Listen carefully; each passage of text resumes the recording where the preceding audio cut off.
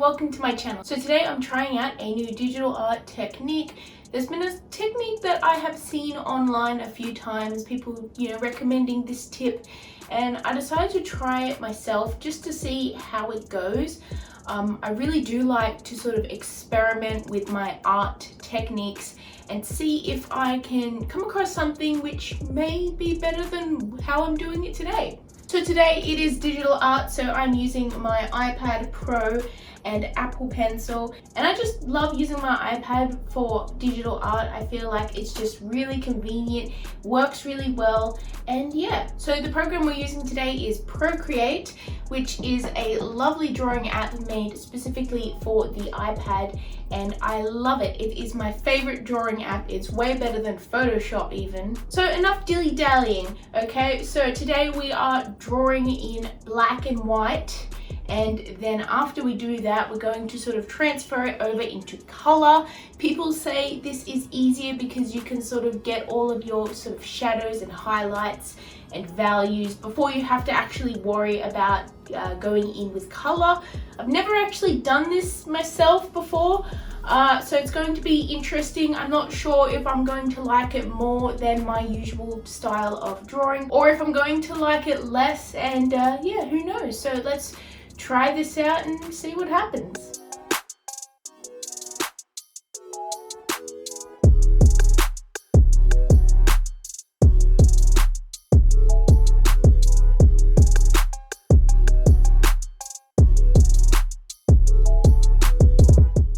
So before we actually get into the technique, I kind of want to talk a little bit about what I'm actually drawing. So as you can see, it's Pokemon related. You know me, I love a good excuse to get a Pokemon artwork out there.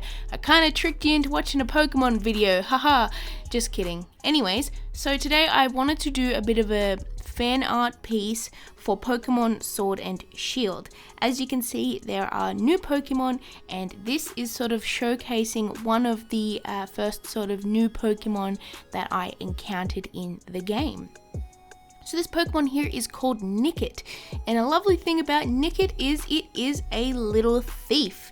Nicket, which kind of explains the name, loves to nick or steal things, and yeah, that's actually pretty funny, and I kind of really liked that thing because it just gave a little bit of its backstory in like how it acts, and of course it likes to steal food. So I guess if you're traveling around the Pokemon sort of Galar region, you got to be careful with wild Nickets because they will steal your food. And yeah, so I thought that was a really cool idea for an artwork.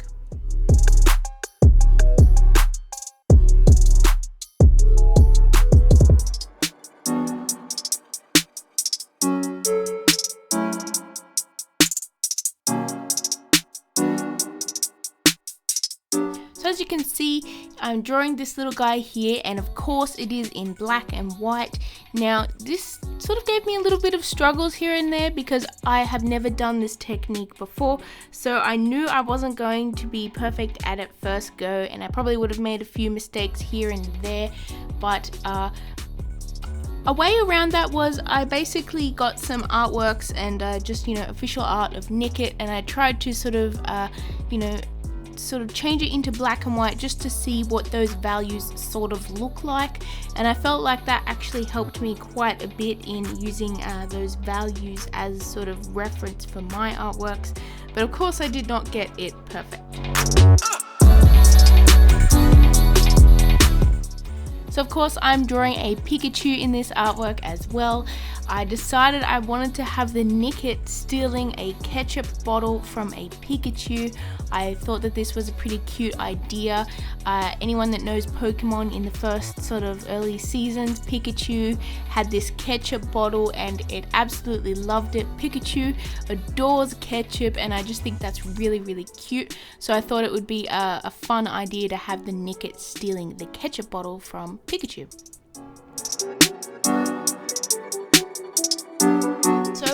with the background and everything, I sort of had different sections in different layers. Of course, I didn't have different colors in different layers, which I usually do in my other sort of digital artworks. This time, each sort of item, like the Nicket itself, as well as the fence, the tree, the background, the Pikachu, all had their own layers, and I basically just drew them on those layers using black and white. Now I had to sort of go back and change different parts here and there because I realized that the value that I selected for that sort of item was a little bit too dark and a little bit too light, so when I actually added the color over the top, it didn't work the way I wanted it to because it ended up being too dark or not saturated enough or anything like that. So that took a little bit of trial and error to do. So for the art style, you can kind of see it has a little bit of a different look to my usual Pokemon art. It is a little bit sort of softer, it's a bit more cartoony, and I'm trying to sort of emphasize sort of tones and shading and like different kind of textures and that kind of thing. I felt like that was a better way to sort of attempt it, especially since with this style you are trying to sort of, you know, practice with the coloring and the tones and the shading instead of like more line art heavy based stuff, which I am used to doing for my Pokemon stuff. But I actually really like that. I think that it gives it sort of a cutesy feel to it, and I'm actually kind of glad with the way it went because it sort of stands out a little bit from my art and it's a little bit different, which I am always into. So now that we're on to the coloring phase, this is where things go sort of differently to how I usually do it, obviously because I sort of drew the whole thing in black and white. So each item had a different layer. The Nicket had its own layer, the Pikachu had its own layer, the ground, the tree, and also the background had layers. And this is mainly because I wanted to sort of separate them so that I could sort of color them separately, if that makes sense. So how I went about it was that I added a new layer on top of all of those, and I added a clipping mask on that so that it would sort of stay where the layer underneath was. It would be masked to that. And then after this, I set that new layer to the color sort of layer blend mode. I sort of tried around a few different other like blend modes to see what I liked, but I ended up going with color because it just had the good, like the best saturation, and it like was less dull than other ones, so that's what I decided to do.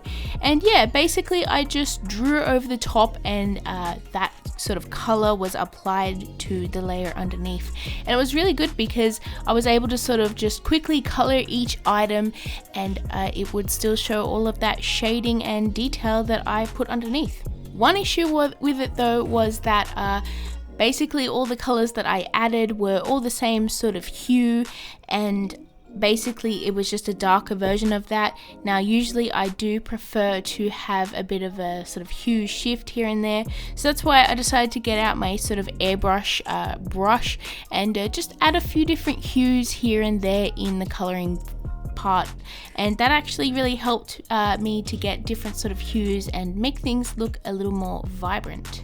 Now I did have a few issues here and there. My sort of underpainting was not perfect. It is kind of hard to sort of think about things in a black and white sense, because something that looks dark won't be dark, and then something that looks like a mid-tone you'll actually have to have like a really dark color for. So I had to actually go back into that layer and sort of fix things a little bit, because the sort of dark parts on Nicket weren't looking as dark as I wanted it to, and bits like Pikachu's cheeks just wasn't as saturated as I could get it.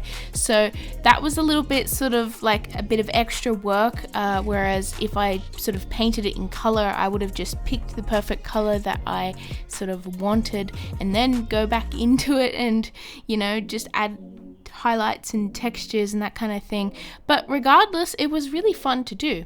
Now, stylistically, I did like this artwork, but I felt like it needed a little something more because it was a sort of simple style. There was no line art. It had nice shading, but it wasn't anything special. It wasn't anything crazy. So I decided to go in and add a little detail, which I am very, very happy that I did, because I just liked this artwork way much more once I did it. And as you can see see it is adding a bit of a fur texture over the Pokemon. Now, I've done this a few times in a sort of more realistic style where I drew a cat and a dog, but I've never actually applied this to Pokemon before. But watching the sort of Detective Pikachu movie, I felt like I really wanted to sort of do this at one point and make a fuzzy looking Pikachu, and he is just so cute and chubby. And once I added that furry texture to the outside of the Pikachu and the Nicket, it just made them look so much softer, so much more lifelike, and sort of made sense of the fact that it didn't have line art around them.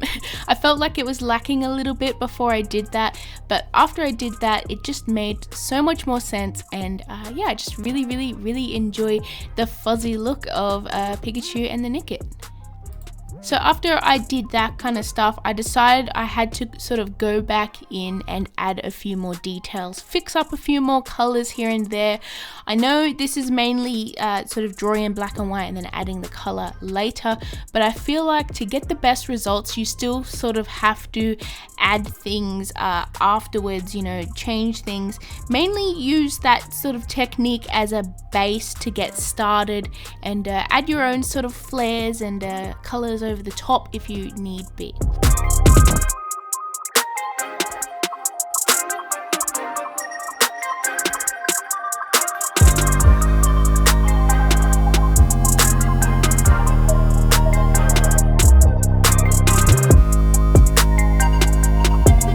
Here is the final results, and to be completely honest, I really love this drawing.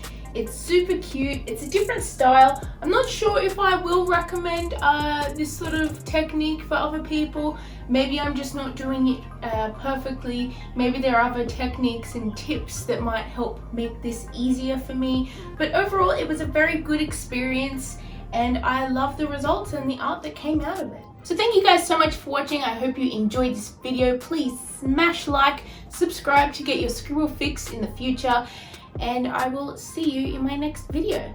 Bye everyone!